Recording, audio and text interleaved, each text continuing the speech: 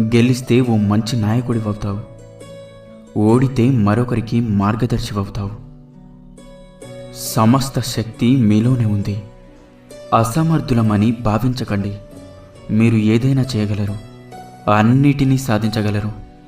వినయం లేని విద్య, ఉపయోగం కాని ధనం, శౌర్యం లేని ఆయుధం, ఆకలి లేని భోజనం, పరోపకారం చేయని జీవితం వ్యర్థం. ఆరంభం అతి స్వల్పంగా ఉందని నిరాశపడకండి. క్రమంగా ఘనమైన ఫలితాలు అవే వస్తాయి. సాహసంగా పనిచేయండి. నిరంతరం వెలిగే సూర్యుని చూసి చీకటి భయపడుతుంది.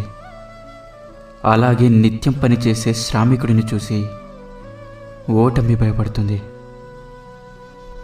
ప్రేమ, నిజాయితీ, అలాగే పవిత్రత